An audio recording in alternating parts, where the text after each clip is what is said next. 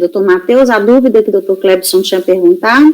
Esse processo, né, como ele é uma análise mais antiga que eu fiz, eu acabei voltando nele novamente, fiz toda uma averiguação na prova dos autos. Eu entendo que a dúvida levantada pelo Dr. Clebson ela é pertinente, e eu estou entendendo aqui que inclusive foi essa a dúvida da DRJ para não deferir a totalidade como área de preservação permanente. E eu vejo que o laudo apresentado no recurso,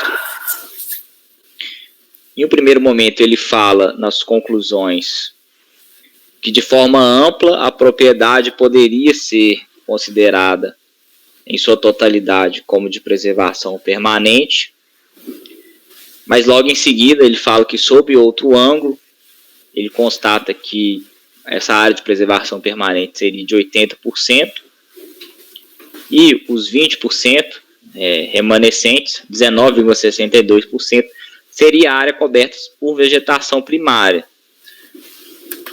Então, no primeiro momento, eu tinha pensado que realmente a totalidade da área seria de preservação permanente, mas, de fato, analisando essa redação aqui, ela me pareceu, inclusive, contraditória, a partir do momento em que ela fala que, de forma ampla, seria 100% preservação permanente, mas logo em seguida, nos parágrafos distintos, e citando os anexos citados nos laudos, existiria uma parcela que seria coberta por florestas nativas. E sobre essas parcelas cobertas por florestas nativas, elas não foram objeto de declaração e, portanto, não foram objeto de glosa, de forma que não fazem parte do litígio. E não caberia no recurso voluntário requerer a introdução dessas áreas, seguindo aquele atendimento que temos manifestado de forma recorrente aqui nessa turma. Então, eu estou entendendo aqui que, inclusive, na verdade, o laudo ele acaba se contradizendo, de forma que andou bem a DRJ ao acatar apenas a área de preservação permanente de 4.732, que está no documento de folha 135, que inclusive é um valor aqui aproximado quando se pega esse 80% de propriedade citado no laudo. Então eu entendi que a DRJ, quando utilizou para o seu convencimento 4.732 hectares, estaria agindo de uma forma correta ante os documentos que foram apresentados no laudo. Então aqui eu fiz essa modificação aqui no meu voto, fazendo uma reanálise sobre essa documentação, e cito aqui que no tocante a essas áreas, que tudo indica que uma parcela delas, da forma como foi pleiteada totalmente como preservação permanente, 20% seria de cobertos por vegetação primária, florestas nativas, sendo que essas áreas elas não foram objeto de glosa pela fiscalização. Então eu estou alterando aqui a conclusão do meu voto para não conhecer do recurso de ofício e conhecer do recurso voluntário para no mérito negar-lhe provimento.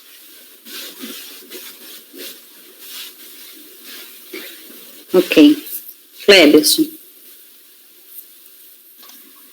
Eu acompanho o relator. Pinheiro. Eu acompanho. Pinheiro. Então, eu acompanho por negar provimento. Raiz. André, Raiz já acompanhou, tá? Andréia. Acompanho. Rodrigo. Matheus. André. Acompanho. Então, por unanimidade de votos, não conhecer o recurso de ofício, por unanimidade de votos, negar provimento ao recurso voluntário. Ok? O item 6 e 7 são repetitivos. Item 12, doutor Pinheiro.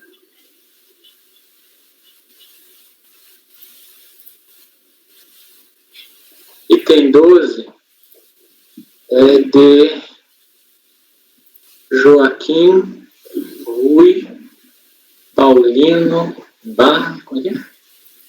Barcelar. ITR é um acórdão que julgou improcedente impugnação contra a notificação de lançamento. O ITR do exercício 2008, a Fazenda é coqueira. A impugnação, o lançamento vai envolver área de pastagens e valor da terra nua. Eu transcrevo os tópicos da impugnação, o acórdão de impugnação, as ementas.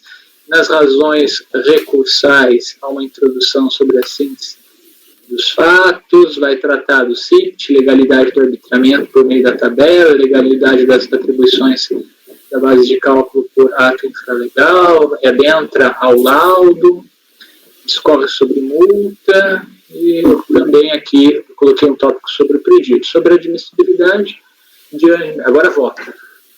Admissibilidade, diante da intimação em 1/8/16, recurso interposto em 18/8/16, é tempestivo, presente os pressupostos, toma conhecimento, suspensa a exigibilidade. Quanto ao CIPT, legalidade, ao elaborar sua declaração de TR, o contribuinte tem de autoavaliar o lançamento, podendo a autoridade, mediante procedimento, solicitar a comprovação do valor declarado, que é a minha argumentação tradicional já conhecida dos senhores. A simples apresentação de laudo não significa a argumentação do valor constante no CIPT, está superavaliado. Assim, restam afastadas as alegações de ilegalidade no arbitramento da base de cálculo a partir do CIPT. Eu também coloco que, em face do disposto do artigo 14, não prospera a alegação de VTN médio de porticidão agrícola adotado pela fiscalização não ter sido instituído por lei, e isso que o CIPT fundamenta justamente nesse artigo legal. Além disso, estabelece o presidente colegiado a competência, falece ao presidente colegiado a competência para afastar norma legal por inconstitucionalidade, a súmula CAF número 2. No tópico de laudo, antes da aprovação do acordo de impugnação, o recorrente apresentou o laudo de avaliação do imóvel nas folhas tais. O acordo de impugnação destacou que o laudo não foi acompanhado de RT, o recorrente sustenta que o laudo apresentado estava acompanhado de RT e que novamente a apresenta, bem como ao laudo. Assim, a RT passou a constar das folhas 160. A RT específica no campo 5, observações que a verificação versará sobre o valor da terra nua no ano de 2009. O laudo é expresso ao atestar que a avaliação do valor da terra nua se refere ao ano de 2009. Logo, não se presta a demonstrar o valor da terra nua na data do fato gerador de presente auto de infração, ou seja, 1/1/2008. Nem mesmo a matrícula do imóvel avaliado foi apreciada pela engenheira, eis que consta do item 3.1.1.3, matrícula, não foi fornecida pelo proprietário, e nem consta que o imóvel avaliado ou que os imóveis da amostra tenham sido vistoriados, sendo que não se explicita como foram apurados dados de destinação e capacidade de uso da terra dos imóveis da amostra para torná-las como semelhantes em relação ao imóvel objeto da avaliação. Note-se que a amostra é composta por 20 informações prestadas por 5 pessoas indicadas na tabela de folhas, sob a simples alegação de que as transações efetivamente realizadas revelariam valores aparentes em regra não reais. Acrescente-se que as 20 informações da amostra foram fornecidas por apenas 5 pessoas, sendo que 4 têm o mesmo número de telefone fixo e uma destas 4 pessoas com o mesmo telefone é a própria emitente do laudo. Portanto, além de a data de referência da avaliação do estuário, da data do fato gerador, as inconsistências apontadas retiram do laudo em questão qualquer poder de convencimento, multa, duplicidade. A multa de ofício observou a legislação aplicável, especificada na autuação, não prosperando a alegação de ofensa aos princípios e regras constitucionais invocados pelo recorrente, eis que, como asseverado o presidente colegiado, não é competente, novamente assumo a CARF 2, a multa de ofício aplicada não se confunde com o imposto, como bem explicitado nos demonstrativos do auto de infração. Logo, não há que se falar em implicidade. Sobre provas, cabe ao contribuinte o ônus de apresentar a documentação a comprovar o valor declarado que o valor declarado corresponde ao valor de mercado da terra no tempo da ocorrência do fato gerador, documentação que já deveria ter sido produzida para a elaboração da declaração de TR, em especial quando o valor constante do CIPT evidencia a supervalorização da terra.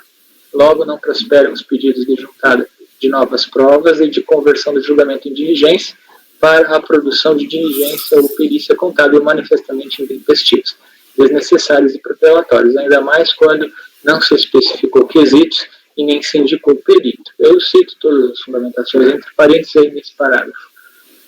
Exposto, voto por conhecer e negar provimento ao recurso voluntário.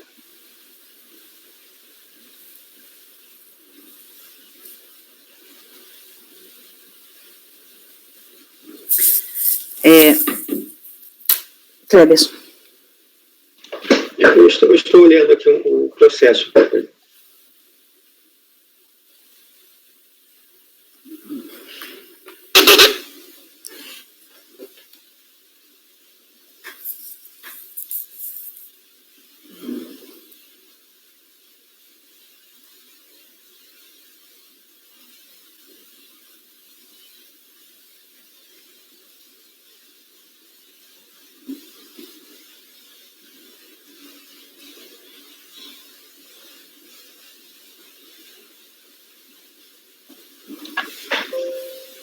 Eu fiquei aqui na dúvida sobre o VTN, se atendeu a aptidão agrícola, doutor Pinheiro.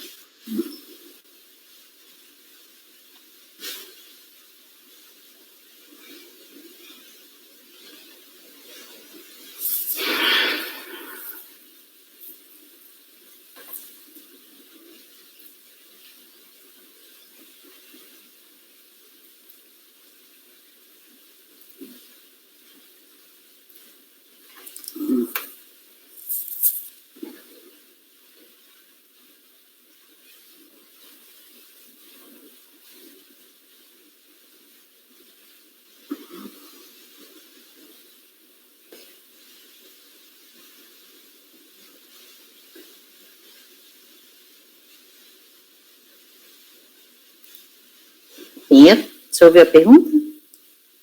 Sim, eu citei a intimação onde o fiscal transcreve. Lá no meu texto, cadê? Eu coloco aqui, VTN médio do município por aptidão agrícola, adotando-se classificação outras, folha 56. Essa classificação é o que o fiscal transcreve do que estaria no CIPT, no termo de intimação. O doutor Cleberson deve ter verificado lá as folhas 56, não?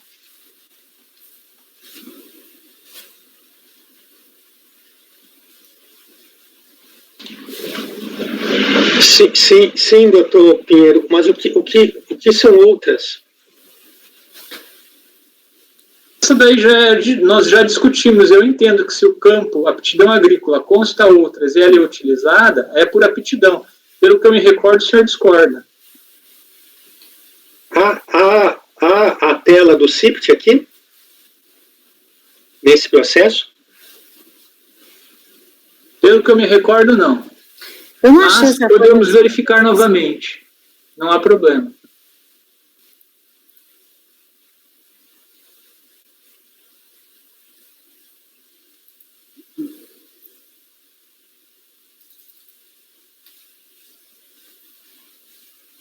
A questão é que se ele transcreveu e é outras, outras não é DTR média.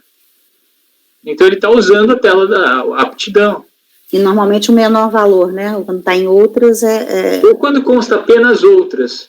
Eu entendo que se está lançado no campo de aptidão, é aptidão. Eu já sei que houve divergência em processo anterior e eu fiquei vencido, se não me engano.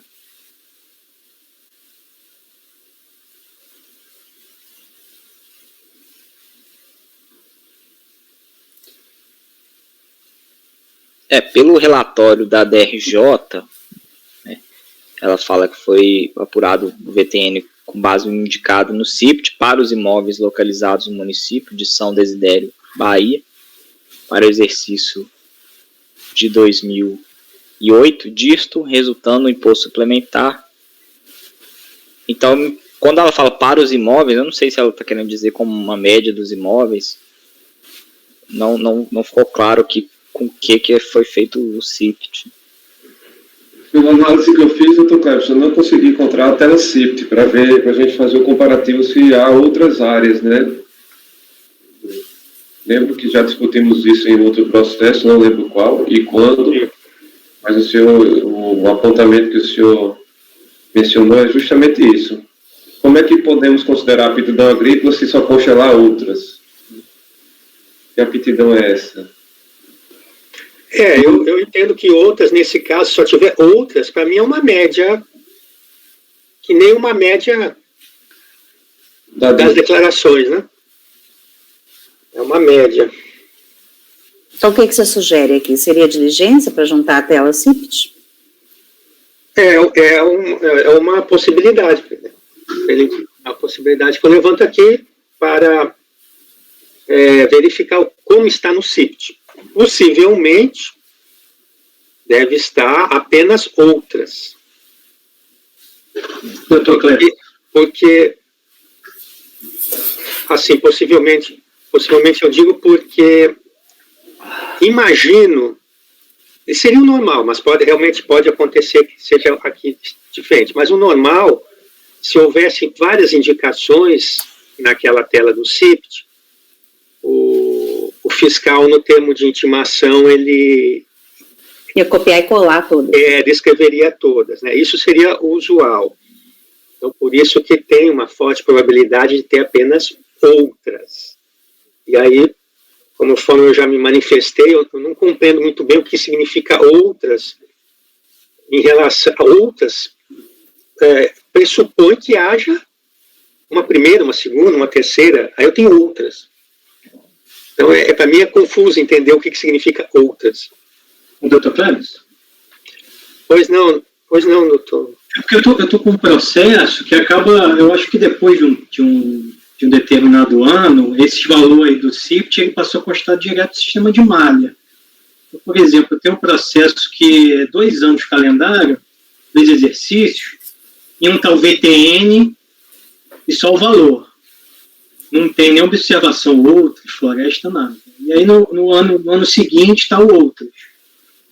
Porque me parece que esse outro seria, por exemplo, se eu tenho uma informação do órgão público ali, da prefeitura, que encaminha um valor de VTN por aptidão agrícola, mas não diz qual é a aptidão agrícola, postaria como outro. Mas que não me parece ser o valor médio das declarações, não me parece. Não, eu concordo, doutor. Eu, quando me referi ao valor médio das declarações, eu quis dizer que teria um sentido semelhante, de média de todas as aptidões. Entendi. É que só, por exemplo, eu acho que seria uma avaliação da prefeitura ou do Estado com base na média das aptidões.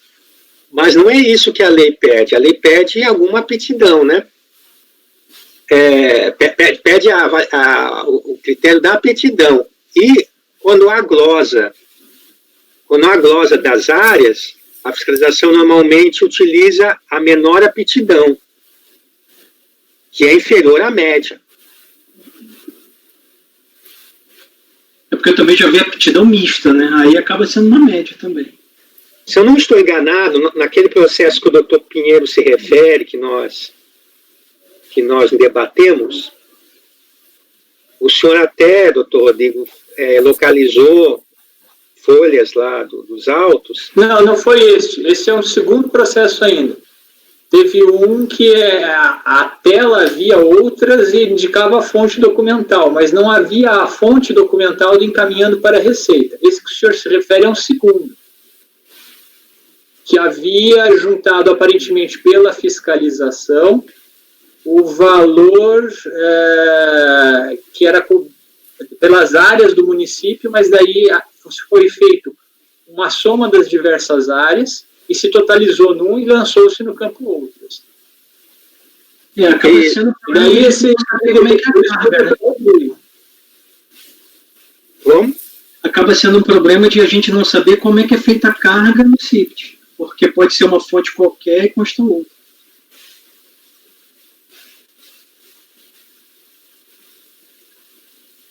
Pois é. Eu então levanto essa preliminar, uma questão prévia aqui, para converter o julgamento em diligência para entender como está no CIPT essa informação e para que a unidade também esclarecesse a origem dos dados, né? Pinheiro, você não concorda com a diligência, não? Olha, eu acho ela desnecessária. Acho que os elementos são suficientes para já se julgar. Ok. Raide.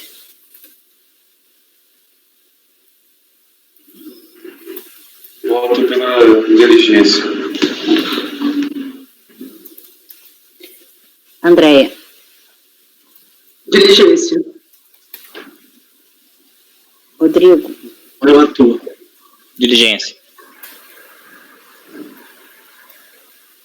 André. Diligência. Eu também.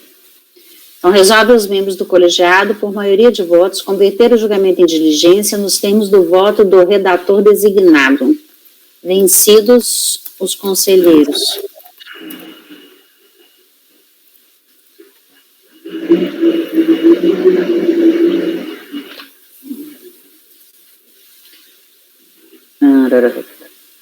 José Luiz Pinheiro.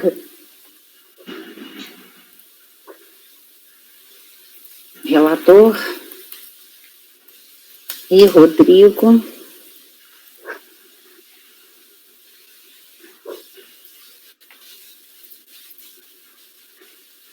Que votaram por julgar o mérito. Certo? Certo. Eu posso fazer. Só, doutor Cleber, você esclareça o segundo ponto aí. Além de anexar a tela CIT, para que a unidade esclareça. Nesse caso, a origem dos dados, a fonte, né, particularmente nos outros, doutor Raide, interessaria saber como esses outros. Possivelmente, eu acho que é feito algum cálculo pela unidade, né? A partir das informações. Então, se a unidade tivesse ainda o documento de origem, se ela tivesse o documento de origem, que foi o substrato para alimentação do CIPT, ela poderia anexar também para nós entendermos. Bom. Então tá, resolve os mesmos por maioria de votos, converter o julgamento em diligência nos termos do voto do redator designado. Vencidos Pinheiro e Rodrigo, que votaram por julgar o mérito. Designado de voto vencedor, conselheiro Raide. Ok, 13. Ok. O 13, 14 e 15 são 3 processos de Antônio Corte. Eu acho que cada um desses 3, a minha minuta, se os senhores abrirem, vão verificar que há um encaminhamento diverso. Eu acharia interessante começarmos pelo 14, se fosse possível. Claro, pode ser. Ok. O 14, ele é do exercício 2004. É um recurso voluntário de uma decisão de um acórdão que jogou o procedente em parte notificação de lançamento, ITR 2004, Fazenda Fortaleza. O lançamento foi por não comprovação de área de preservação permanente e valor de terra nua, alterado segundo o laudo de avaliação apresentado pelo contribuinte. Na impugnação de Antônio Corte, é uma alegação de tempestividade, conexão, nulidade por cessamento de defesa, retificação da declaração durante o procedimento fiscal, compensação, mérito, trata de erro e retificação da declaração, retificação das áreas de atividade rara do VTN, conforme laudo técnico, verdade real, e vai abordar também sobre isso. A seguir, eu transcrevo excertos relevantes, que eu entendi relevantes, de ementa e voto. Intimado do acórdão de impugnação, o contribuinte notificado interpôs em 2/10/2009 recurso voluntário. E aqui é que é o ponto relevante. As coproprietárias do imóvel, elas surgem neste momento apresentando razões recursais. Daí, das razões recursais apresentadas pelo contribuinte notificado, que é o Antônio Corte, eu extraio aqui uma suma das argumentações. Ele vai discorrer sobre princípios, eu desenvolvo também os argumentos dele sobre o indeferimento da perícia, VTN, conversão do julgamento em diligência a laudo pericial. Também discorro sobre os argumentos de área de preservação permanente, VTN e alíquota. Uma ligação de conexão. Das razões recursais apresentadas pelas coproprietárias, que é Ângela Cristina Corte Ferreira Diniz, Arcélia Corte Mazon e Adriane Corte, incide-se se extrai nulidade e intervenção. Aqui eu resumo as alegações, também trata de princípios em detrimento da premissa, VTN, laudo pericial, conversão do julgamento de diligência, área de preservação permanente, VTN alíquota, áreas, conexão, que se reitera argumentos e alegações já constantes das razões recursais do contribuinte Antônio Corte. Em 26 de 4 de 2009, as coproprietárias, novamente, protocolam petição, carregando documentos e em síntese alegando. Daí vai discorrer sobre reserva legal, discorrem sobre área de preservação permanente, VTN, pagamento parcial, conhecimento, este é o relatório. Sobre o recurso de Ângela, Arcélia e Adriane. Admissibilidade. As coproprietárias do imóvel rural relacionadas no campo 5, condôminos, na declaração do ITR, do exercício objeto do lançamento, e também constantes da certidão extraída em 2/10 de 2010, da matrícula tal, aberta em 7/8 de 2008, e do relatório de inscrição de imóvel rural, CAFIR, cadastro de imóveis rurais extraídos em 2009, apresentam recurso a postular sua intervenção no processo como assistentes consorciais, e vão citar os artigos 2º, inciso 2, 8, artigo 3º, 2, 9, inciso 2, e artigo 29 da 9.784, e também artigos 47 e 55 do Código de Processo Civil de 73. A rigor, apresenta o recurso de terceiro prejudicado na mesma data de apresentação do contribuinte.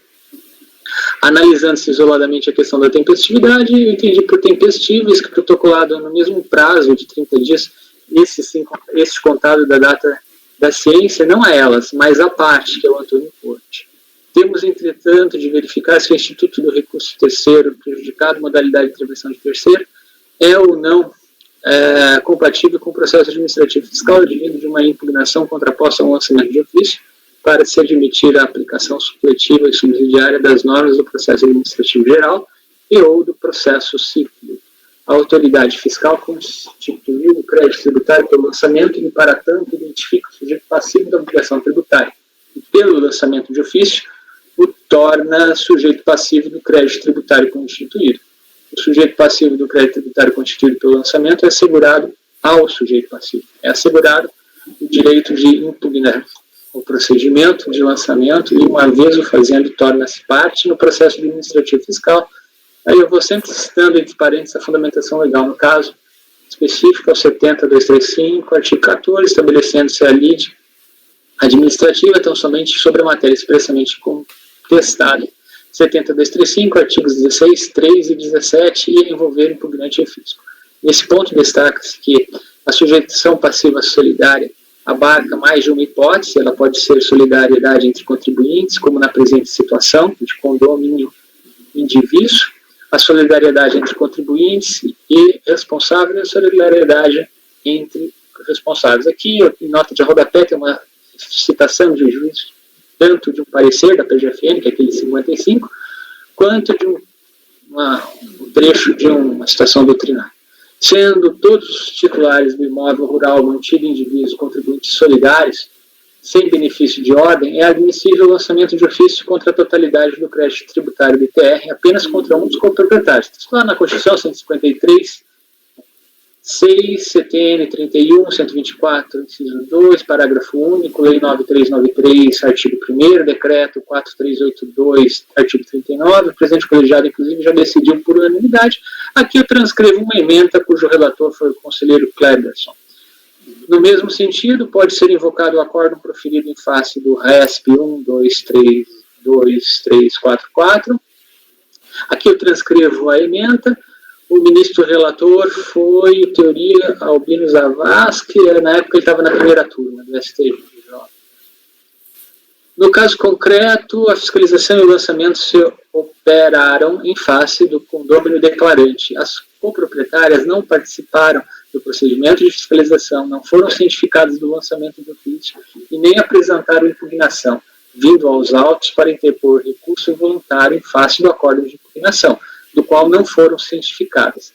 E elas invocaram, além dos artigos lá da 9784, também especificamente o 47 e o 55 do CPC de 73. Ao invocar o 47 da Lei 5.869 de 73, aqui eu coloquei uma nota de rodapé aí sobre um textinho que interpreta esse artigo. É um TC comentado lá do Luiz Guilherme Marinoni e Daniel Multieda. As coproprietários nos remetem, ao mencionar o 47, ao litisconsórcio necessário unitário, tanto que postulam a invalidade do acordo de impugnação do lançamento e do próprio procedimento de fiscalização, por eles não se terem dado em face de todos os solidários. Logo, a assistência pretendida seria litisconsorcial ou qualificada.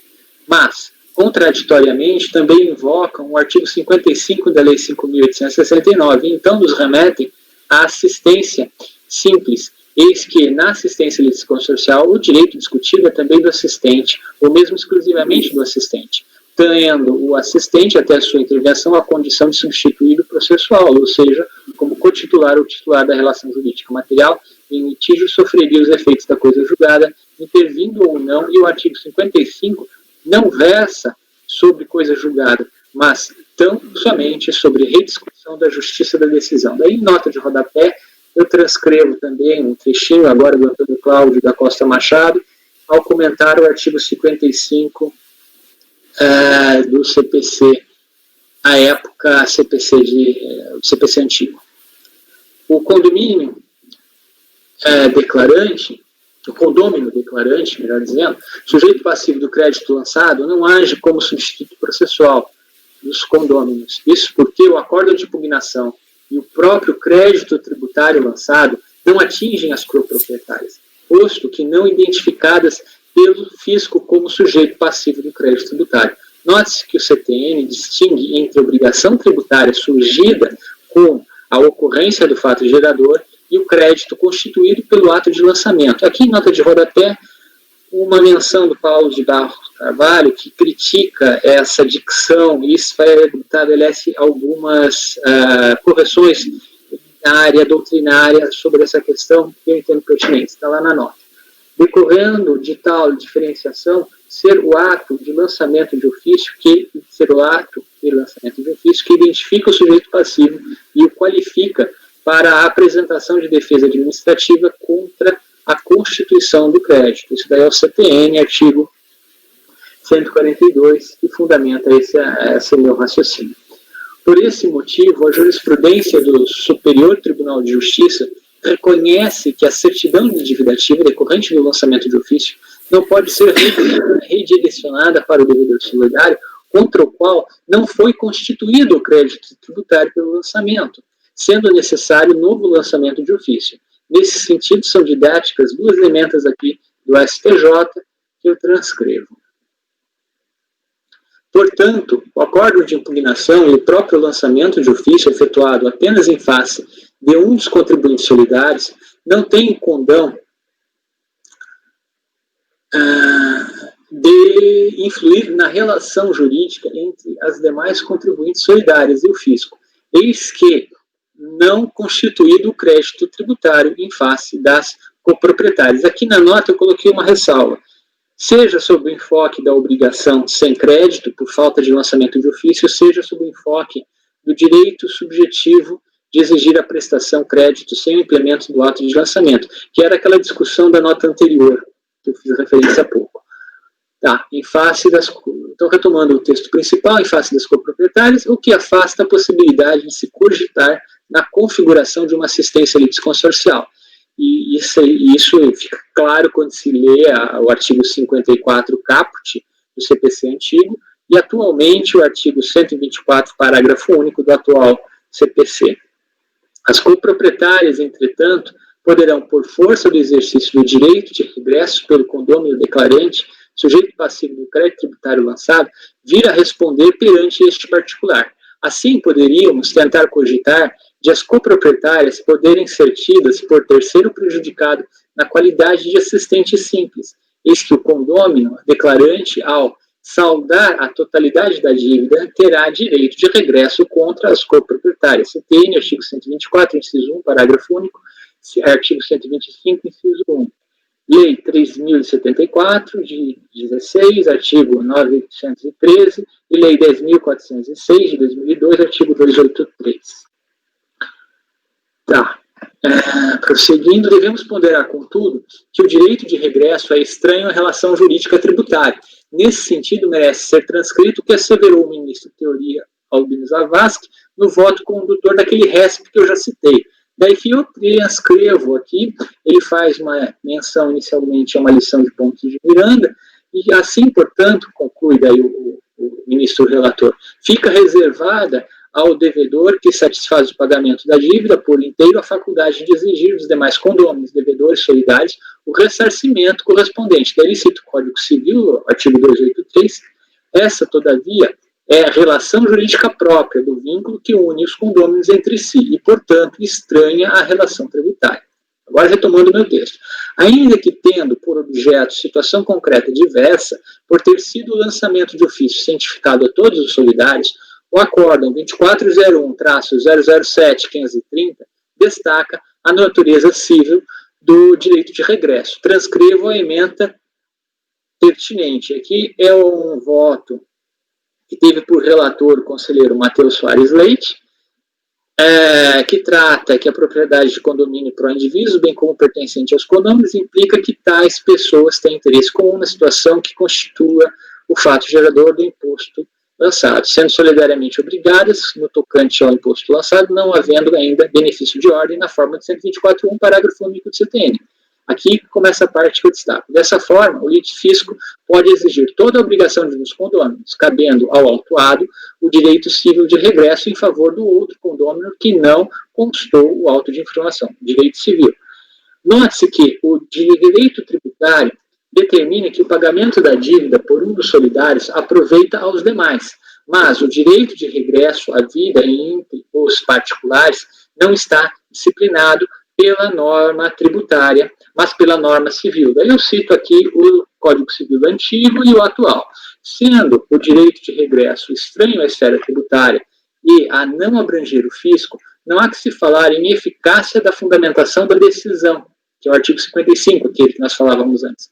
Impedimento de, ou seja, entre parênteses agora, impedimento de discussão da justiça da decisão, fecha parênteses, emitida por turma de julgamento em processo administrativo fiscal, quando de um posterior processo a envolver assistente e assistido. Logo, o artigo 55 revela que o regramento pertinente à assistência simples é nitidamente incompatível com o processo administrativo fiscal resultante da impugnação ao lançamento de ofício. A inexistir lacuna a ser comatada pela aplicação supletiva e subsidiária do processo civil. Além disso, é manifesta a incompetência da autoridade lançadora e das turmas de julgamento de primeira e segunda instância administrativa para gerar decisão apta a regrar a relação jurídica entre assistente e assistido. As coproprietárias invocam ainda a 9784 para se qualificarem como interessadas no processo administrativo por terem direitos ou interesses que possam ser afetados pela decisão a ser adotada. Elas invocam o artigo 9º, inciso 2 da 9784, tendo sido descumprido seu direito de ter ciência da tramitação do processo administrativo, em que detinham a condição de interessadas, em razão da possibilidade de um posterior exercício do direito civil de regresso. Então, elas querem ser sempre cientificadas de todos os atos ocorridos no processo administrativo fiscal, e, para tanto, invocam o artigo 3º, inciso 2 da 9784. Apesar de as coproprietárias não terem invocado o artigo 58 da 9784, de 99, entendo que a questão deve nele também se centrar, por tratar especificamente do recurso de terceiro interessado, que fala lá. O artigo 58 diz que tem legitimidade para interpor recurso administrativo, primeiro, os titulares de direitos e interesses que foram parte no processo e aqueles cujos direitos ou interesses forem indiretamente afetados pela decisão recorrida. As coproprietárias não são parte no processo, uma vez que não foram identificadas pela autoridade lançadora como sujeito passivo do crédito tributário lançado, e nem apresentaram impugnação a ser insurgir contra o crédito tributário lançado. Contudo, indiretamente podem ser afetadas na esfera civil, e não na administrativa, entre parênteses, em razão do vínculo mantido para com o coproprietário sujeito do crédito tributário, caso este venha a saldá-lo. O artigo 33 do Decreto 70.235 dispõe que, da decisão de primeira instância administrativa, caberá recurso voluntário, total ou parcial, com efeito suspensivo dentro dos 30 dias seguintes à ciência da decisão. Ao explicitar o comando normativo do artigo 33 do Decreto 70.235, o artigo 73 do Decreto 7.574 de 2011 assevera que o recurso voluntário pode ser interposto contra a decisão de primeira instância contrária ao sujeito passivo. Qual a minha leitura desse artigo 73? Agora eu coloco. Portanto, limita o recurso voluntário ao sujeito passivo do crédito tributário, em face do qual foi lá prolatado o acórdão de impugnação, sendo sujeito passivo do crédito tributário a pessoa identificada como tal pela fiscalização ao efetuar o lançamento nos termos do artigo 142, e que apresentou a impugnação administrativa julgada improcedente ou improcedente em parte. Nem mesmo o sujeito passivo do crédito tributário revel pode interpor recurso voluntário, como já decidido unanimemente pelo presente colegiado. Esse daqui é aquele acórdão lá que eu fui relator e que acabei acolhendo, porque eu estava isolado, o entendimento do colegiado. Aqui eu transcrevo a ementa no sentido de que o revel não pode interpor recurso voluntário. No processo, inclusive, acho que foi uma manifestação iniciada pelo doutor Matheus, acompanhada pelo doutor Kleberson, que eu acabei também acolhendo o argumento suscitado nos debates. No processo administrativo fiscal, a revelia enseja a procedência automática do lançamento do ofício na esfera administrativa, sendo, inclusive, dispensado o próprio julgamento ao se determinar a simples lavratura do termo de revelia pelo órgão preparador. Isso está lá no Decreto 70.235, artigo 21. O processo civil não adota o sistema do julgamento favorável à parte presente e desfavorável à parte ausente, mas o sistema da ficta confessio ao determinar a presunção de veracidade das alegações de fato do autor. Ele está no CPC antigo, é o 319, atual CPC 344. Temperada pelas hipóteses do artigo 320 do CPC anterior e atual 345, que é o CPC vinculado na Lei 13.105 de 2015. Em nota de rodapé, eu falo sobre sobre os três sistemas de decisão. Pode ser citado Rogério Laura Tucci, lá de uma obra de 64. Note-se que o 70.235 não acolhe não acolhe o sistema do CPC, pelo contrário, ele determina já que nem precisa uma decisão, um julgamento favorável à parte presente e desfavorável ao ausente. Não, basta já, o próprio órgão preparador lavra um termo de revelia e é definitiva em relação àquele revel. Portanto, a sistemática do artigo 21 deixa claro que ao revel encerrou-se a possibilidade de discussão administrativa, ainda que eventualmente possa ser beneficiado pela suspensão da exigibilidade do crédito tributário advinda de uma eventual impugnação administrativa de sujeito passivo do crédito tributário solidário, quando as razões de impugnação do solidário não se limitarem à insurgência contra o vínculo de solidariedade. Admitir, a partir dos artigos 3º, 2, 58 e 2 da Lei 9.784, que o revel possa regressar ao processo como terceiro interessado a apresentar recurso contra o acordo de impugnação lavrado em face do sujeito passivo solidário, significa negar vigência ao artigo 21 do Decreto 70.235. Essa situação tem condão de revelar de forma nítida a incompatibilidade dos dispositivos da Lei do Processo Administrativo Geral, invocado pelas coproprietárias, em relação ao processo administrativo específico de 70.235. tanto no que toca à intervenção para a apresentação de recursos pelas contribuintes solidárias, contra as quais não se operou o lançamento de ofício, como no que toca à alegação de que tais dispositivos determinariam sua participação obrigatória no processo administrativo fiscal perante ao contribuinte solidário contra o qual foi lavrado o lançamento, uma espécie de desconsórcio necessário e unitário, né, que se não fosse estabelecido, haveria nulidade e até uma alegação nesse sentido, daí com lastro no artigo 47 do CPC antigo, que eu fiz referência anteriormente. Diante da incompatibilidade, não há que se falar em lacuna para a aplicação subsidiária da Lei 9784. Nesse contexto, se compreende a razão do decreto 7.574, lá no seu artigo 73, né, ter explicitado, deixa eu acrescentar aqui, no seu artigo 73, ter explicitado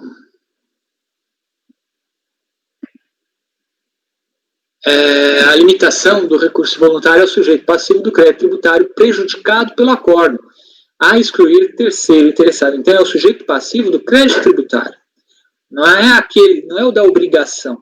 Então, isso fica claro naquela jurisprudência do STJ que determina que não é possível a simples redirecionamento. Há que se fazer um novo lançamento de ofício e aberto o contraditório para este solidário, só após o encerramento do contencioso seria possível a inscrição em dívida, cobrança amigável e daí execução. Se é assim, significa que não há, de fato, uma relação jurídica, né, a se possibilitar um litisconsórcio necessário e unitário, porque não produz efeitos nenhum. Há necessidade de que ele seja sujeito passivo, não da obrigação, mas do crédito tributário lançado.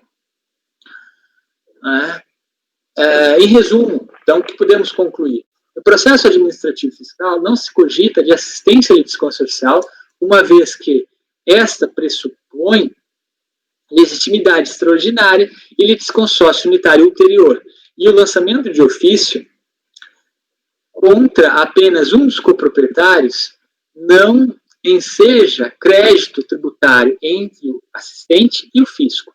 Não se cogita também de assistência simples, eis que a ação de regresso é estranha à esfera tributária e à competência da autoridade lançadora e das turmas de julgamento.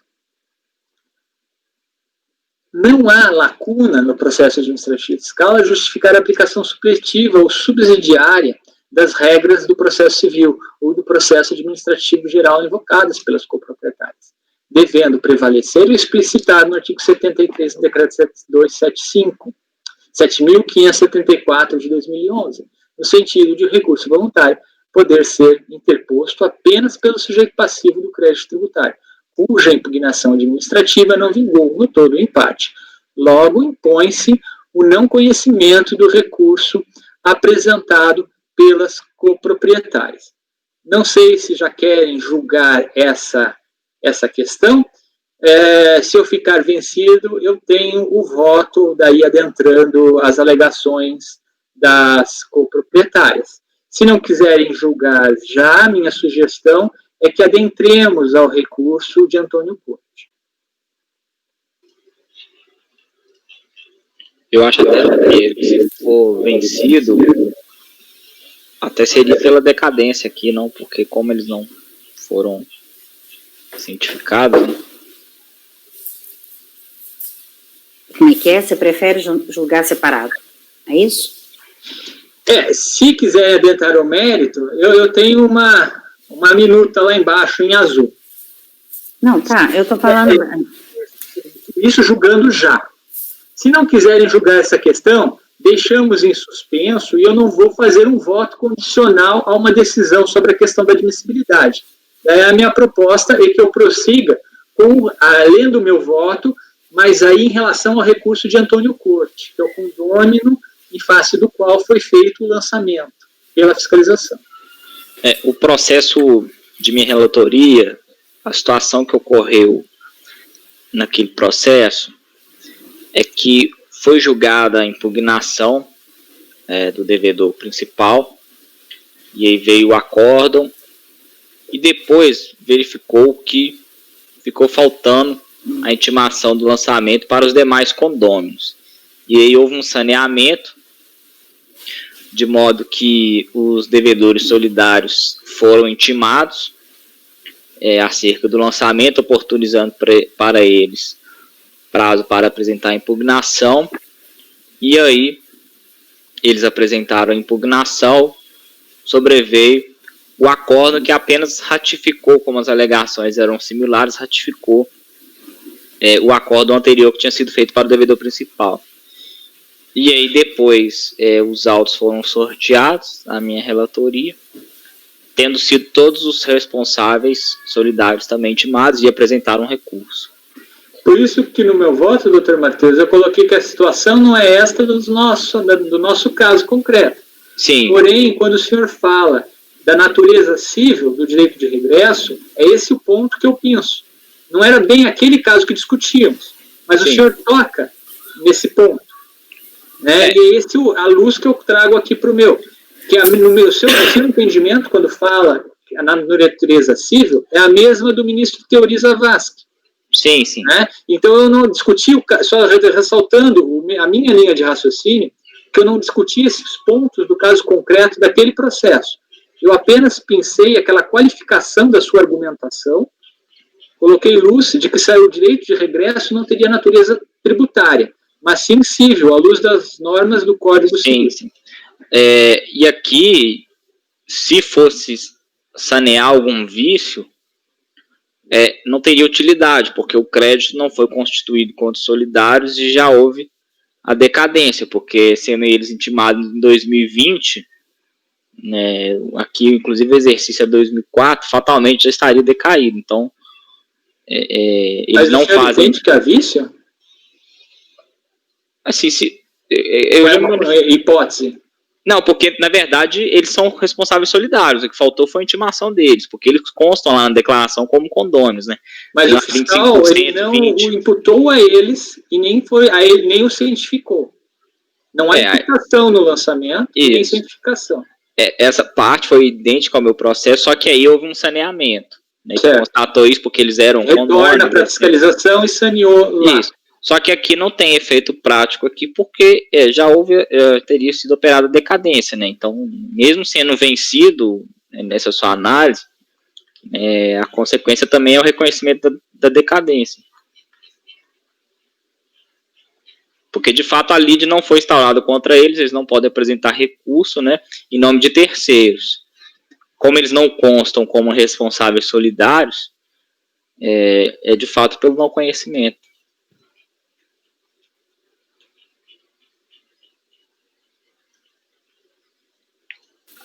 Acaba sendo um não conhecimento, mas que de certa forma acaba beneficiando eles esse não conhecimento, né, que de fato eles não foram arrolados como responsáveis neste contencioso. Poderia ter sido feito o lançamento contra eles, né, em outro processo, ou até mesmo intimado eles aqui nesse processo, como isso não foi feito. E a situação não foi... Mas eu acho complicado declarar a decadência condicional se fosse determinado o saneamento. Não. E daí, por isso que o meu raciocínio até já é no sentido Sim. de não conhecer. Aqui, porque por toda a motivação que eu apresento, que eu entendo que esse é o caso. Não, eu concordo. Agora, se ficasse ultrapassado, é que eu disse que seria decadência. Então, não tem muito para onde fugir aqui, na minha opinião. Vamos voltar à questão do conhecimento, então? Cleberson.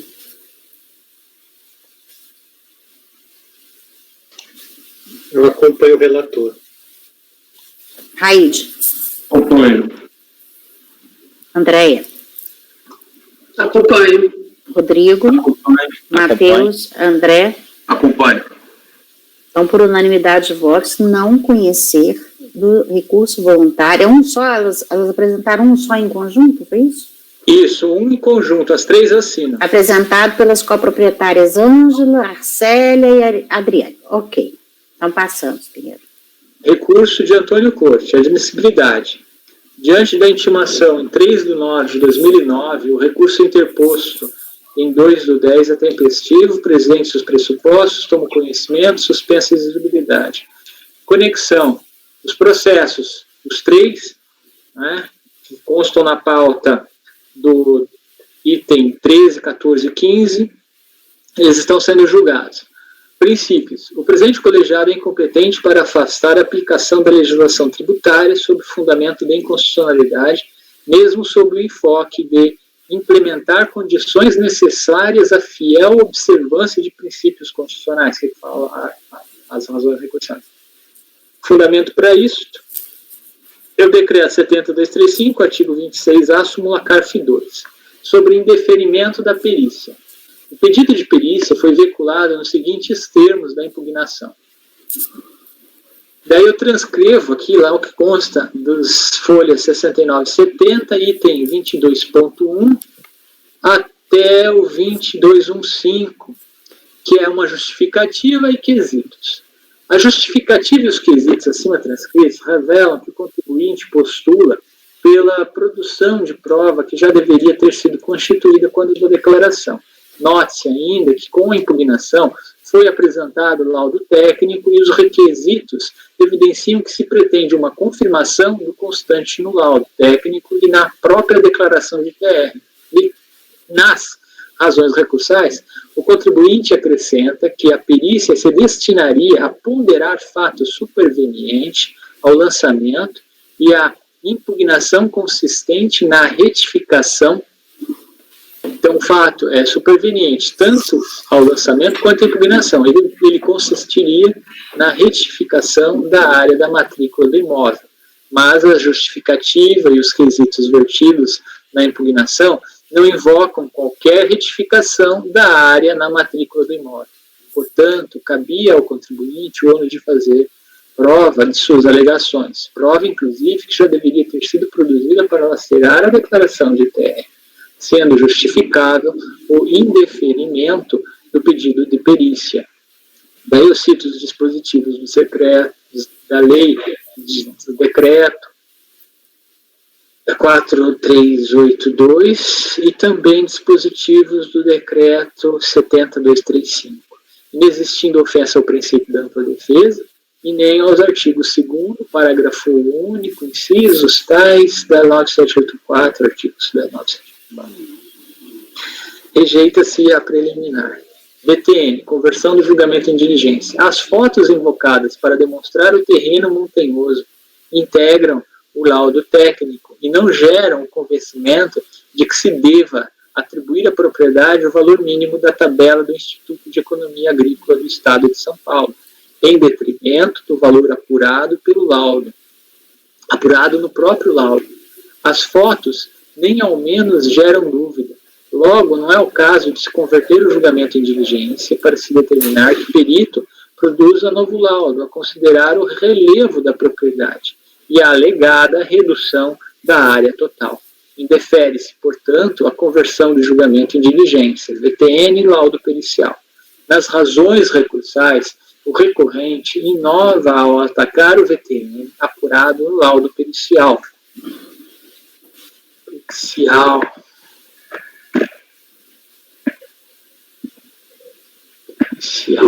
Sob o fundamento de ser cabível a aplicação do valor mínimo da tabela do Instituto de Economia Agrícola do Estado de São Paulo para Mogi-mirim, região na qual se insere o município de Itapira. Além disso, também inova ao sustentar que o valor total da terra nua deve ser reduzido em razão da retificação da área total da propriedade para 398,3 hectares, conforme a verbação de 7/8 de 2008 na matrícula 29072. O recorrente não carregou aos autos a nova matrícula e nem prova de quais matrículas estariam inicialmente abrigadas no início objeto do lançamento. As certidões extraídas por processo reprográfico da matrícula 29072 constam dos autos carreada pelas solidárias. Uma extraída em 12 de 8 de 2008 e a outra extraída em 2 de 10 de 2010, sempre citando folhas. A certidão extraída de 2 de 10 de 2010, da matrícula 29072, aberta em 7 de 8 de 2008, tem por objeto gleba de terras com denominação Fazenda Fortaleza, resultante da unificação de 4 glebas contíguas contendo área superficial total de campo, tendo sido objeto de retificação administrativa e registro público com unificação de imóveis nos termos dos artigos 212, 213 a 6.015, com redação dada pela 10.931 e tendo por matrículas anteriores 4 matrículas aqui citadas, acrescente-se que a certidão esclarece estar a gleba resultante da unificação cadastrada no INCRA sob código número tal. Conforme a notificação, o lançamento tem por objeto o imóvel rural NIF tal e a declaração número tal, constando das folhas tais a versar sobre o imóvel NIF tal e INCRA tal. É o mesmo INCRA, não é? A prova constante dos autos, entretanto, não comprova que o imóvel NIF tal e o lançamento ao tempo do fato gerador era composto apenas pelas glebas dessas 4 matrículas, e nem que a retificação administrativa e registro público com unificação de imóveis envolveu necessariamente a alteração de área. Na e-folha 140 consta relatório de inscrição de imóvel rural no CAFIR, extraído em 2 de 10 de 2009 para o NIF em questão, a revelar uma área de 398,0. Contudo, esse relatório não tem condão de demonstrar qual a área na data de 1 de 1 de 2005. Logo, de plano recorrente, não prova a novel alegação de erro na área total do imóvel, além de já ter se operado a preclusão em relação a tal alegação, artigo 17, 72.5. Não tendo o princípio probatório da verdade material o condão de ampliar os limites objetivos da lide.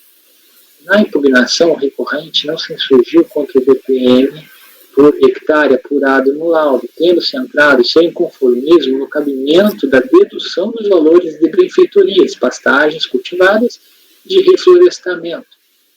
Inconformismo este não reiterado nas razões recursais, em razão de o acórdão de impugnação ter reduzido o VTN de tanto para tanto, sendo este o exato valor postulado na impugnação para o valor da terra nua, e folhas 63. Logo, o recorrente amplia o pedido veiculado na impugnação, eis que requer a aplicação do menor valor da tabela do Instituto de Economia Agrícola do Estado de São Paulo, em detrimento do valor apurado a partir do laudo técnico, valor este postulado na impugnação e acolhido pelo acórdão da impugnação. Diante da preclusão, tal ampliação não prospera, e além disso, as conjecturas do recorrente não têm o condão de afastar o laudo. A área de preservação permanente, desdobramento sobre VTN e alíquota. A fiscalização não acolheu a área de preservação permanente declarada em razão da não comprovação da isenção, tendo sido o recorrente intimado a apresentar ato declaratório ambiental e laudo. Não se exigiu a verbação na matrícula de imóvel. O recorrente inova nas razões recursais ao sustentar a existência de áreas de preservação permanente a reduzir o valor do imóvel independentemente de averbação, fazendo jus ao menor valor da terra nua, um maior grau de utilização e uma alíquota menor. Não houve declaração e nem glosa de área de reserva legal para se discutir ser ou não relevante a verbação na matrícula do imóvel. E a impugnação não argumenta no sentido de haver área de reserva legal, apesar de a retificação da declaração e a ela anexa incluir área de reserva legal de 60 hectares. A simples informação dessa área não gera lide diante da ausência de argumentos na impugnação.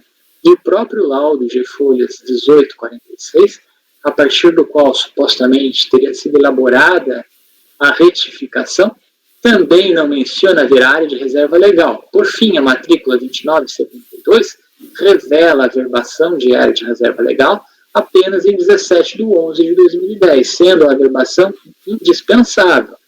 Daí eu cito os fundamentos normativos, entre parênteses. Na motivação do lançamento, não se imputa falta de averbação na matrícula do imóvel para gozar área de preservação permanente, mas a não comprovação da isenção diante da intimação para tanto. Note-se que o laudo de folhas 18 e 46 nem ao menos especifica a área de preservação permanente na propriedade. As coproprietárias apresentaram projeto para averbação de área de reserva legal, com indicação de APPs, sem maiores esclarecimentos, não havendo ainda segurança acerca da correspondência para tal área total do imóvel objeto do lançamento.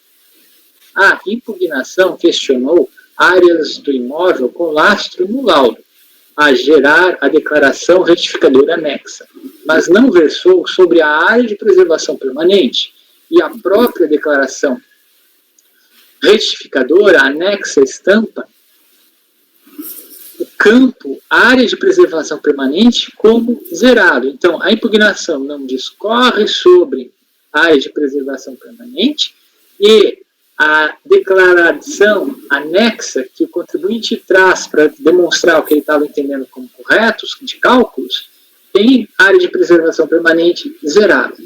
Logo, não prosperam os argumentos relativos à área de preservação permanente por terem sido veiculados apenas nas razões recursais, tendo-se operado a preclusão, artigo 17, sendo absolutamente protelatória a conversão do julgamento em diligência para se realizar perícia em relação à área de preservação permanente. Acrescente-se os mesmos motivos já levantados para se afastar a preliminar de nulidade suscitada em face do indeferimento do pedido de perícia pela turma recorrida, impõe-se também a rejeição da conversão do julgamento em diligência para a realização de perícia em sede de recurso, ainda mais para se aferir a existência ou não de uma área de preservação permanente. Por fim, não detecto nos autos ato declaratório ambiental pertinente apresentado antes do início da ação fiscal, sendo exigível, em face do artigo 17, aquele meu entendimento. Conclusão. E suposto voto por não conhecer do recurso voluntário apresentado pelas coproprietárias Ângela, Acelina e Adriane, e conhecer do recurso voluntário interposto pelo sujeito passivo do crédito tributário, que é o Antônio Corte, rejeitar a preliminar e, no mérito, negar-lhe provimento.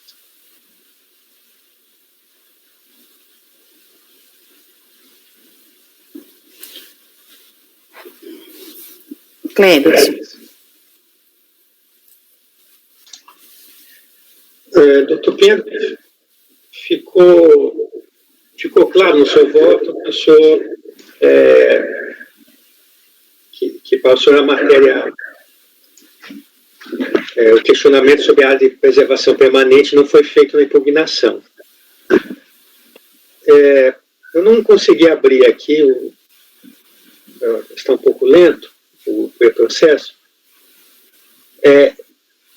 Na ementa do voto, na ementa do acordo da DRJ, a DRJ fala sobre a área de preservação permanente.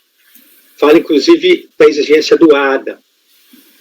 Então, essa matéria, assim, embora esteja aqui na ementa, ela não chegou a ser enfrentada pela DRJ ou enfrentou? Se não me engano, eles enfrentaram, mas eu teria que abrir aqui. Já faz algum tempo que eu fiz esse voto. Porque eu ainda não abriu aqui para mim o processo. Deixa eu aguardar um instante, eu vou ao processo também. Tá, o seu voto está muito claro. Eu fiquei só curioso para entender aqui por que a DRJ aborda a área de preservação permanente.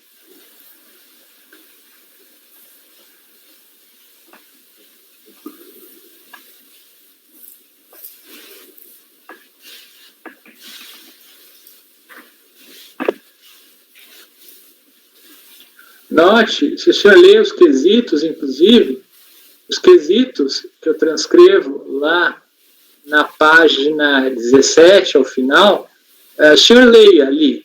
Nada aqui remete à área de preservação permanente.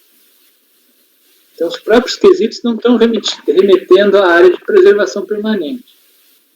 Tá? E já o acórdão, eu acordo. Deixa eu ver se eu citei as folhas aqui para localizar e ser mais fácil.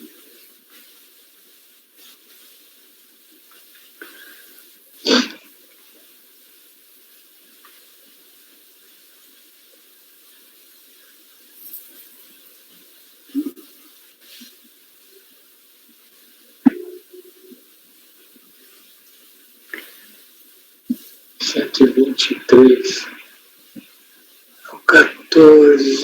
14 a 98.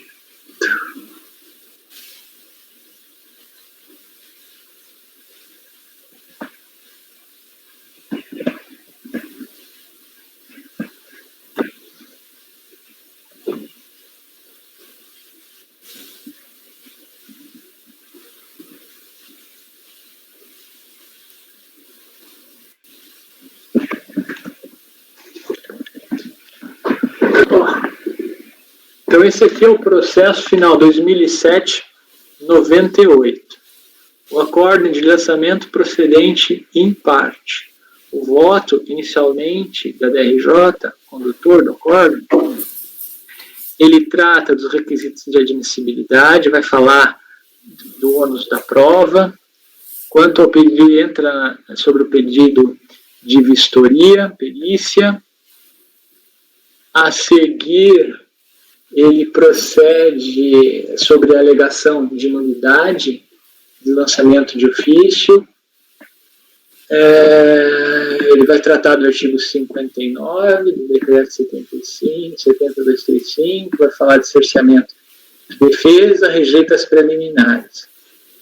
Ele adentra daí ao mérito, vai tratar do artigo 14, fala sobre o artigo 138 e trata de forma conjunta, ao final, atendendo ao pedido do contribuinte, serão analisadas em conjunto as notificações relativas aos exercícios de 2003, 2004 e 2005. E daí ele abre um tópico, área de preservação permanente. Nessa área de preservação permanente, ele fala, nas declarações originais dos 3 exercícios, foi informada uma área de 182,1 de preservação permanente. A área foi integralmente englosada. O contribuinte reconhece erro na DTR retificadora e informa uma área de 60 hectares como de reserva legal. Por exigência dos dispositivos, há uma necessidade de ADA. Tá? A não consta dos autos prova de averbação de ADA tempestivo para a área de reserva legal pretendida, razão pela qual deve ser mantida a glosa da área isenta conforme notificação de lançamento. Ele abre um novo tópico, área de utilização, área utilizada produtos vegetais. Então, embora ele fale no tópico, aqui, em área de preservação permanente, no primeiro parágrafo fale que houve uma glosa de área de preservação permanente, a argumentação a seguir trata de reserva legal. Fala que para reserva legal é exigido ADA. E fica por aí. Daí o próximo tópico é a área de utilização. E daí a ementa que o senhor destacou é áreas isentas, preservação permanente, reserva legal, requisitos. Por exigência de lei, para ser considerada isenta, a área de reserva legal deve estar averbada na matrícula do imóvel junto ao cartório de registro de imóveis e ser reconhecida mediante ato declaratório ambiental, cujo requerimento deve ser protocolado dentro do prazo estipulado. O ADO é igualmente exigido para a comprovação das áreas de preservação permanente. Mas na fundamentação, sobre a área de preservação permanente, é essa que eu acabei de mencionar ao senhor. Depois, o voto ele já entra em área utilizada de produtos vegetais. Trata a seguir de área utilizada a pastagens. Vai ter adentrar logo a seguir ao valor da terra nua. Daí ele faz ao final um demonstrativo de que está retificando produtos vegetais, que está alterando o valor de pastagens, está alterando o valor de terra nua. especifica, em razão disso, um valor tributável, especifica uma alíquota, um imposto devido e a diferença. Por isso que é procedência parcial.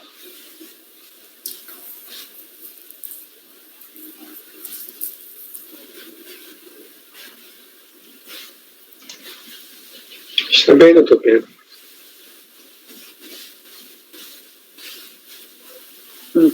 Peraí, gente. Agora nós estamos fazendo é o 14 é o item 14 da pauta. Não é Exato, é o final de processo 2007-98. Isso. 2007-98. Bom, então tá. Aqui em relação a negar o recurso das copropriedades, a gente já votou. Em relação ao recurso conhecido, que é do Antônio Corte, rejeitar a preliminar no método negar-lhe provimento. Esse é o encaminhamento primeiro, certo? Exato. Cleberson. Eu acompanho o voto do relator. Aide. Com o relator. Andréia. Acompanho o relator. Rodrigo. Acompanho. Matheus. André. Acompanho.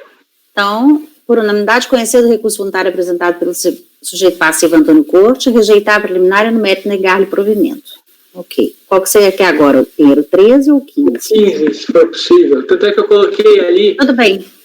a letrinha 15B, ó. Então esse é o próximo. Este daqui, ele é referente ao exercício 2003. Portanto, é o mais antigo.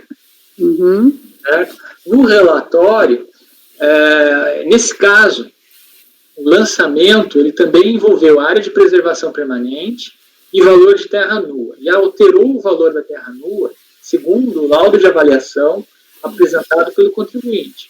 As alegações vão na mesma linha, na impugnação. As emendas aqui eu transcrevo o inserto do voto. Estimado, o Antônio Corte apresenta razões, novamente versando sobre princípios, indeferimento de perícia, VTN, conversão do julgamento de diligência ao laudo pericial, área de preservação permanente, VTN alíquota, e vai discorrer também sobre área de pastagens, para este ano é relevante, e trata de conexão. Das razões recursais apresentadas pelas coproprietárias, as três novamente, no mesmo sentido, nulidade de intervenção, vai reiterar os argumentos do Antônio Corte. Depois, uma segunda petição é apresentada em 26/4/2011, vai tratando daí de reserva legal, área de preservação permanente, VTN, pagamento parcial, conhecimento, é o relatório. Aqui nesse caso, quanto à admissibilidade, intimação em 2/9, aqui do recurso do Antônio Corte. Eu já comecei pelo recurso de Antônio Corte, eu inverti aqui. Diante da intimação em 2/9/2009, recurso entreposto em 2/10/2009, tempestivo, presente pressuposto, tomo conhecimento, suspensa de exigibilidade. Conexão, os três estão sendo julgados. Decadência, o lançamento tem por objeto o ITR do exercício 2003, relativo ao imóvel unifital, cujo fato gerador se operou em 1/1/2003. O lançamento de ofício foi cientificado em 7/1/2008. Não detecto da notificação de lançamento imputação de dolo, fraude ou simulação, eu cito as folhas lá. A declaração de TR consta das folhas 99 e 105. A revelar o imposto devido de R$ 77,14, está lá na folha 103. Nos autos, detecto DARF referente ao NIRF, que é o do lançamento, período de apuração 1/2003, código de receita 1070, com autentificação bancária, revelar o recolhimento de R$ 77,14 em 29/9/2003. Diante disso, impõe-se o reconhecimento, impõe-se reconhecer a decadência nos termos do artigo 150, parágrafo 4º, cito o resto, e estando prejudicadas as demais alegações do recorrente, bem como a apreciação do recurso de terceiro interessado apresentado pelas coproprietárias não integrantes do crédito tributário lançado. Ora, se é uma intervenção de terceiro, que pressupõe um principal. Se o principal já caiu pela decadência, nem vou discutir. Isso posto por conhecer, voto por conhecer e dar provimento ao recurso voluntário do contribuinte, contra o qual foi lavrada a notificação de lançamento, que é o Antônio Corte, restando prejudicada a análise do recurso voluntário das contribuintes solidárias, em face das quais não foi lavrada a notificação de lançamento e nem prolatado o acórdão de impugnação. São a Ângela, a Celina e a Adriana.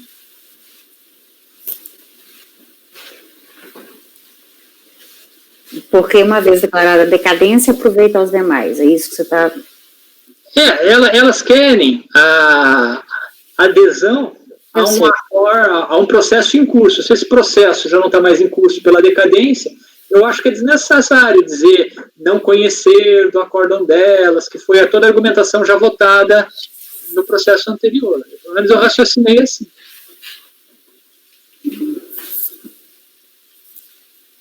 Qualquer coisa está aqui, ó. Vencido, toda a argumentação em azul aqui na sequência daí do processo das razões recursais suscitadas pelas coproprietárias.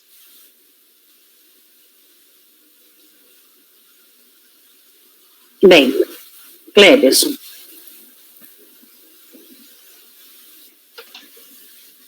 Presidente, a princípio, sim, a DRJ enfrentou essa questão da decadência? Não, né? Não deu tempo para me ver aqui.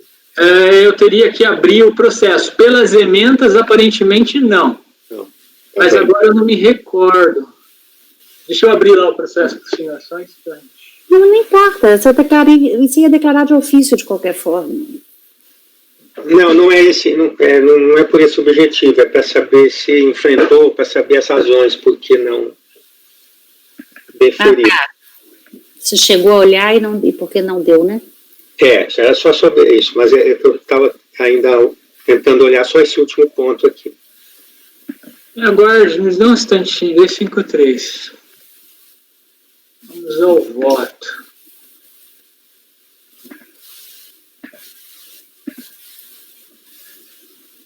Então, as emendas são aquelas: valor da terra nua, áreas isentas de preservação permanente e área de utilização e autorização. Que folha que está a acórdão? O acórdão está nas folhas 253. Este daqui é o processo final 2007-31. O voto começa a partir da 257. Ele trata da impugnação apresentada, de acordo com o sistema ônus probatório, ônus de produção de prova, a apresentação de provas no momento, quando do pedido de vistoria, de igual forma, administração, lançamento, artigo 59, direito de apresentar, pedido de compensação, não cabe. Ela não abordou, não. Não abordou, não. É que ela deu um tratamento igual para os três, né? Daí ela acabou...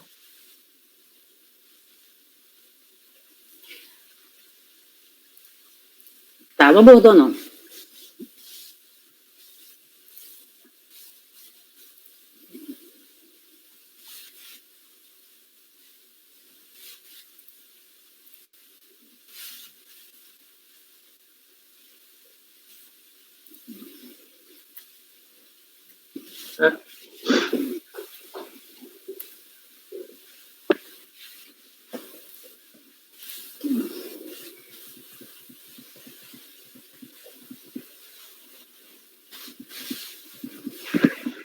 Lá nas folhas 13, que tem o extrato do correio, né, doutor Pinheiro? Tem uma informação lá, aguardando retirada, né? Dá a impressão que foi entregue, esperou o prazo decadencial para entregar, né?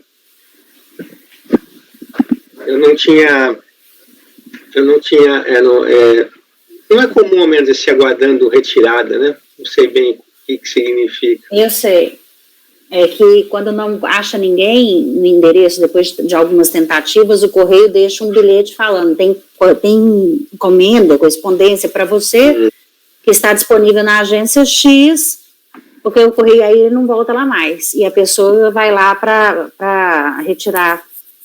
Então, na verdade, a ciência mesmo, na terceira tentativa do correio, foi Mas a indicado. senhora me permite, o AR está na folha 247. Há uma imagem do AR.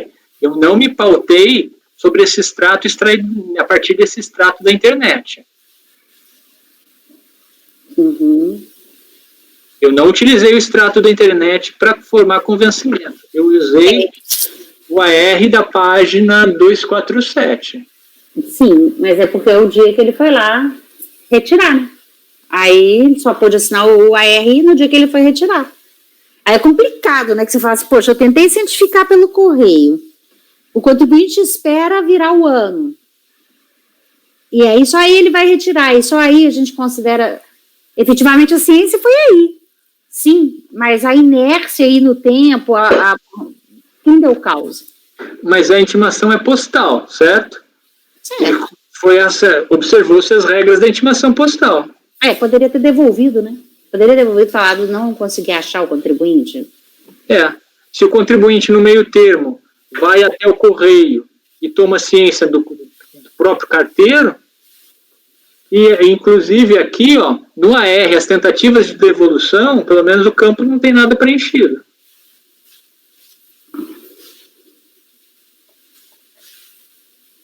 Aguardando retirada é isso. Ok, da minha parte eu acompanho o voto do relator para o provimento do recurso. Pois é, mas aí vai colocar que, exatamente como ele escreveu aí, no final, dar provimento ao recurso para declarar a decadência. A gente precisa entrar no mérito das outras? Sim, elas foram apresentadas. Mas você está declarando a decadência em relação a todo mundo aí, independente, está decadente. Você está reconhecendo de ofício a decadência. Ele nem argumentou. Ninguém argumentou, você está reconhecendo de ofício a decadência. Sim.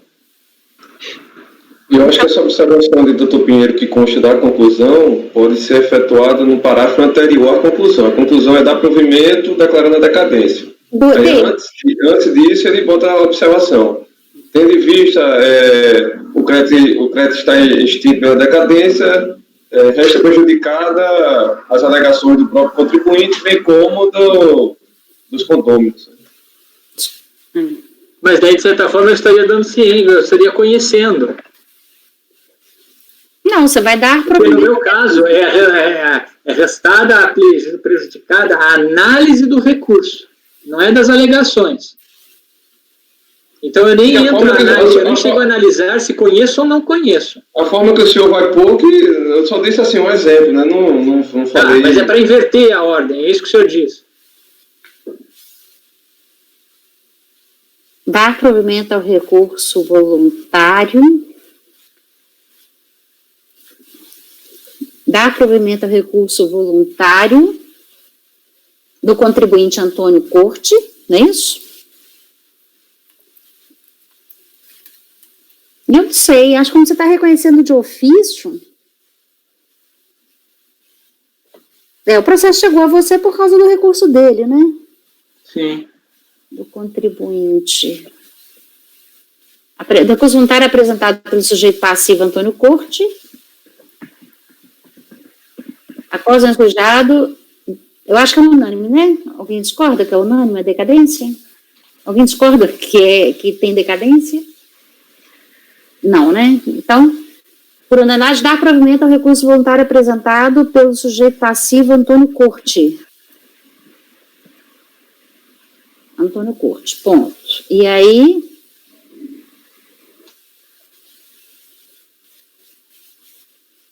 Mas no caso, presidente, realmente, com essas ponderações, porque nós temos, foram interpostos recursos, né? Uhum. Então, é preciso dar uma solução a cada um dos recursos. No caso do recurso do Antônio Corte. Do Antônio Corte, ele foi conhecido e dado provimento, Mas a consequência principal que o doutor Pinheiro está extraindo é que foi dado provimento para exonerar o crédito tributário, né?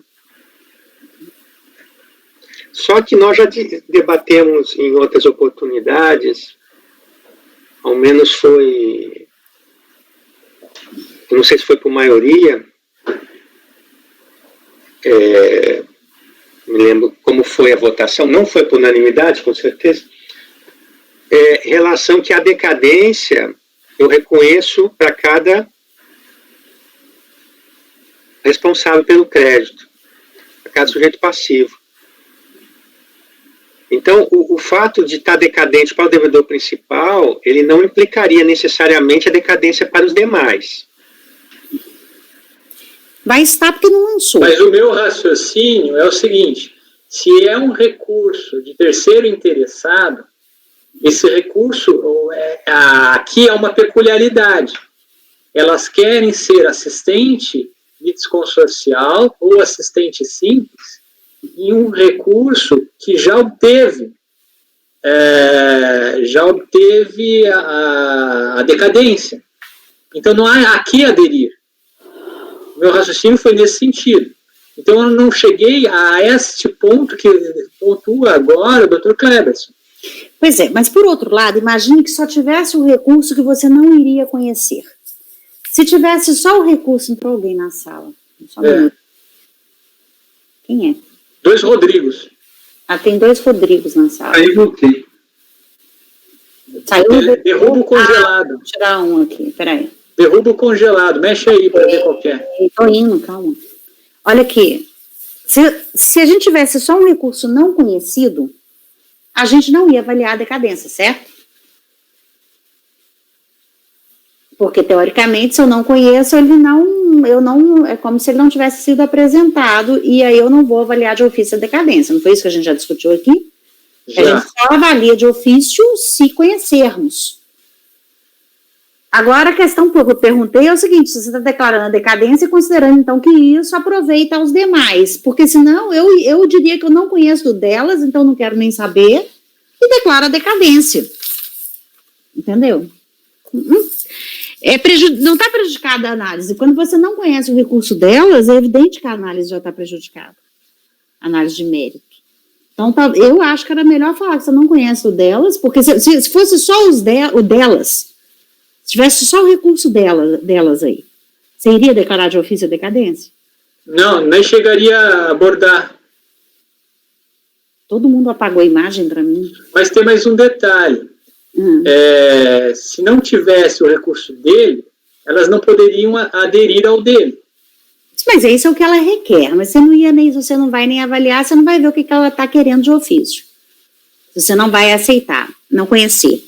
Por que a gente então, a sua sugestão é inverter a ordem. Primeiro apreciamos o recurso não conhecendo delas, porque você não conheceria mesmo, e em relação a ele, declarar a decadência. Claro que para elas vai ser decadente também, mas eu estou dizendo... Eu acho que teria que ser individualizado aqui a questão do conhecimento. Porque se fosse só os dela, não haveria declaração de decadência. Não haveria. Cleber, o que você acha disso?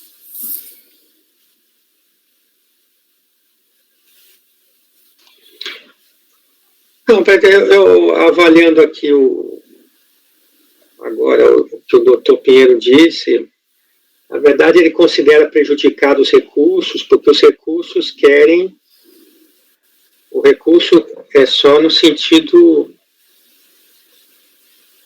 o recurso dos coproprietários seria para aderir apenas ao recurso do principal, né? Não houve o lançamento em relação a esse. A rigor estaria bem aqui também desse jeito. Agora, a sua proposta é uma outra alternativa. Porque acho que nós teríamos... manter o mesmo voto anterior, não conheceu delas, e no dele dá provimento do recurso da decadência. Fica apenas maior isso aqui, né? É que eu acho que a ordem lógica seria primeiro saber se há o recurso dele, o recurso Então, a ordem você pode colocar o dele primeiro. Dá provimento prezado do jeito passivo, então no corte dá um conhecer dos outros. A ordem não tem. Não, eu vou manter a ordem do primeiro que nós fizemos, então. Que fica mais fácil para compreensão, não conhece daí do delas, e em relação ao dele, dá esse julgamento aqui proposto. Então, não conhecer do recurso apresentado por elas. Tá. Por unanimidade de votos, conhecer do recurso apresentado pelo Antônio Corte.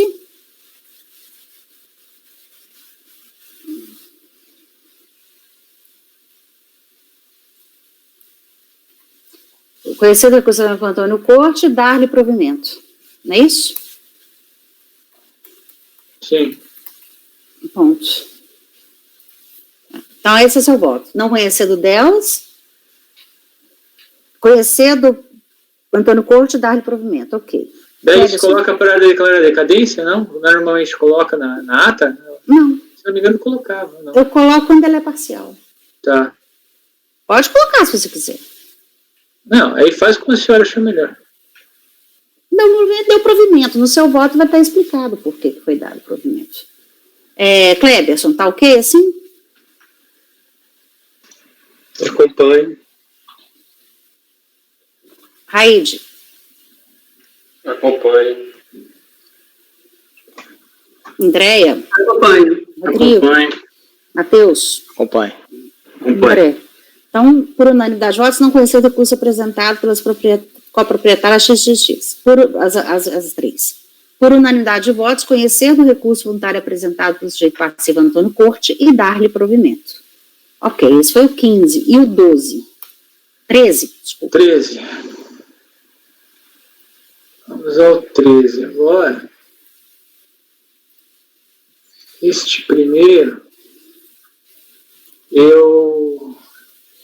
relatório, no mesmo sentido dos demais, só que aqui é o exercício 2005. Transcrevo a argumentação da impugnação, transcrevo as emendas em trecho do acórdão de impugnação. Nós temos as alegações das razões do contribuinte Antônio Corte, princípios, deferimento da perícia, aquele do VTN, desdobramentos, área de preservação permanente, conexão. Elas também apresentaram duas petições, no mesmo sentido dos outros processos, esse é o relatório. Em relação ao recurso de Antônio Corte, eu adentro a questão da admissibilidade, intempestivo, tomo conhecimento, suspensa a exigibilidade. Em relação ao recurso das três, são aquelas questões que nós já aqui debatemos e julgamos nos processos anteriores, dos recursos das corresponsáveis, e eu concluo no mesmo sentido aqui eu não coloquei a conclusão desse meu voto, mas é por não conhecer.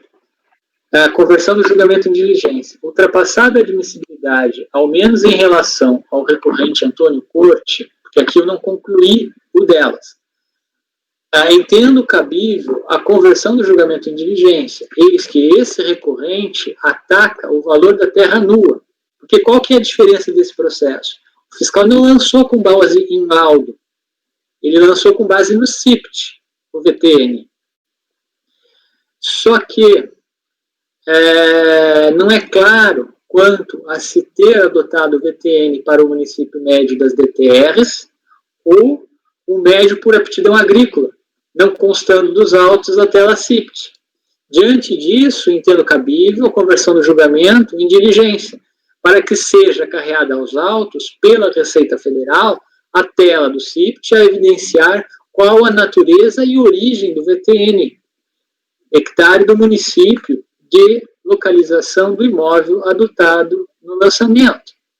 O recorrente deve ser intimado para se manifestar do resultado da diligência, abertura de prazo de 30 dias, ainda que se tenha concluído pelo não conhecimento do recurso apresentado pelas coproprietárias, como essa matéria poderá ser rediscutida. Por que eu coloquei isso daqui? Em razão do que está constando lá do artigo 63, parágrafo 5º, do anexo 2 do RICARF. Ele diz que preliminares, quando do retorno, elas podem ser novamente analisadas. Se eu abrir aqui certinho para... Mas eu já penso que, já que você vai converter em diligência, você não pode colocar no voto agora o não conhecimento, porque isso aqui não é um acórdão. Vai sair uma resolução. Essa parte do não conhecimento do recurso das 3, para mim tem que vir só quando você trazer o voto mesmo. Por isso que eu não coloquei aqui, eu coloquei todos os argumentos, mas eu não concluí. Veja, eu não concluí, eu entro diverso em conversão do julgamento em diligência. Mas isso confunde o fiscal. Acho, deixa só o que interessa. O que interessa agora? Que você precisa da tela do CIPT. Estou convertendo o julgamento em diligência pedindo isso. O resto você vai trazer por ocasião do acordo. Posso fazer assim também. Eu prefiro. Porque para não confundir nada. Porque o que fala o artigo 63, parágrafo 5º, no caso de resolução ou anulação de decisão de primeira instância, as questões preliminares, prejudiciais ou mesmo de mérito, já examinadas, serão reapreciadas quando o julgamento do recurso por ocasião do novo julgamento. Mas aí a gente tem que deixar um julgamento parcial aqui, e vai ser por resolução não acordo. Teria que ter 2 acordos. Um para falar que não conhece do recurso delas, pronto, e uma resolução. Acho melhor só fazer a resolução. Eu vou entrar direto na análise do recurso dele. E o encaminhamento por conhecer do recurso voluntário interposto pelo sujeito passivo de mérito tributário em torno de corte, e converter o julgamento em diligência. E não falo nada dos delas. Isso. E os delas você vai trazer quando você for trazer o acordo. Certo? Eu nem vou falar sobre o conhecimento. Vou colocar direto quando o julgamento em diligência. Só no voto. Exato. Isso. Cleberson. Acompanho pela conversão em diligência. Acompanho. Resolve os meus projetos por unanimidade de votos converter o julgamento em diligência nos termos do voto do relator. Então, esse é o 13, 14, 15, tá. 16? Tem que fazer um intervalo, porque o apoio já passou de meio-dia. Nossa, é mesmo. Peraí, vamos interromper aqui a gravação.